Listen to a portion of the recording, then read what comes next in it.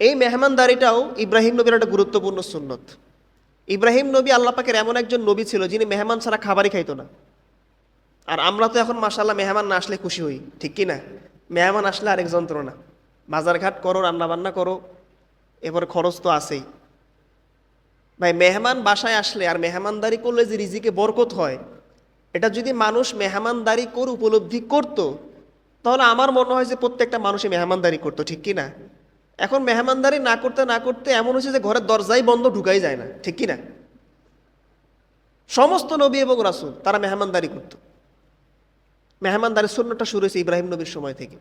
তিনি এটা খুব গুরুত্ব সহকারে করতেন। নবীজিও বলেছেন যে ইব্রাহিম নবী তিনি সর্বপ্রথম মেহমানদারির সুন্নতটা শুরু করেছে। তাকে বলা হতো আবু দয়ফ, মানে মেহমানদারির তিনি শুরু করেছেন প্রথম।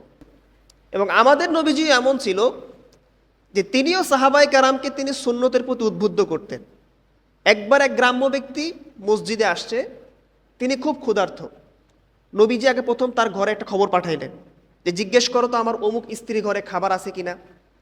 নবীজির তো স্ত্রী ছিল মোট 9 জন। 9 জনের ঘর খাবার 9 জনের ঘর খবর দিছেন। 9 জন স্ত্রী বলছেন যে আমাদের ঘরে একমাত্র পানি ছাড়া কোনো খাবার নেই। এরপর নবীজি বললেন তোমাদের মধ্যে কেউ আসো যে এই সাহাবিটাকে তোমরা আজকে একবেলা একটা রাত মেহমানদারি করবা।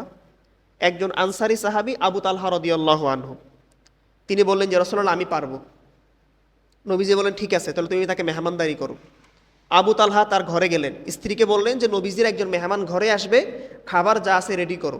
আবু তালহার স্ত্রী বলল খাবার যে পরিমাণে আছে আমাদের বাচ্চারা খেলে শেষ হয়ে যাবে, আমি আপনি কি খাবো? আবু তালহা বললেন যেহেতু নবীজির মেহমান আসতেছে, সুতরাং বাচ্চাদের চিন্তা বাদ, আমাদের চিন্তাও বাদ, আগে মেহমানদারি করতে হবে, মেহমানকে সন্তুষ্ট করতে হবে। তো কি করা যায়?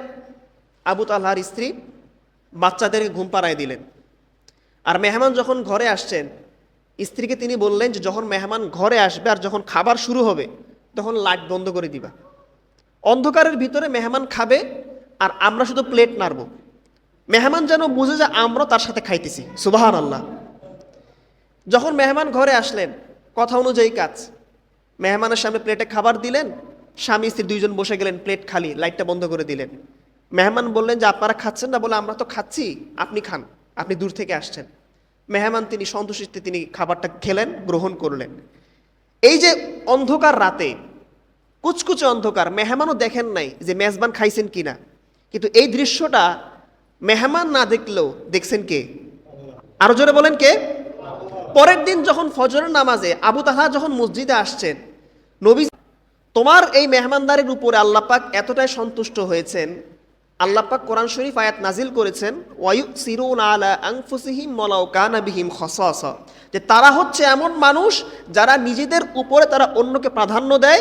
আবু তালহা তোমার প্রসঙ্গে আল্লাহ বলেছেন তোমরা যে কাজটা করেছো আল্লাহ পাক নিজেও সন্তুষ্ট হয়েছেন এবং তোমাদেরকে আল্লাহ পাক সফলকাম বলে দিয়েছেন। সুবহানাল্লাহ। মেহমানদারি করবেন ইনশাআল্লাহ। এই মেহমানদারিটা ইব্রাহিম নবীর একটা গুরুত্বপূর্ণ সুন্নত ছিল। আপনার তৌফিকে যা আছে আপনি তাই করবেন, ঠিক কি না? আপনাকে অনেক কিছু করার প্রয়োজন নাই তো। আল্লাহ সন্তুষ্টির জন্য মেহমানদারি নিয়ত যদি আপনি একটা কাজ করতে পারেন, যদি সুন্নতটা পালন করতে পারেন, নবীর সুন্নতটাও আদায় হবে, আপনার রিজিকেও ইনশাআল্লাহ বরকত হবে।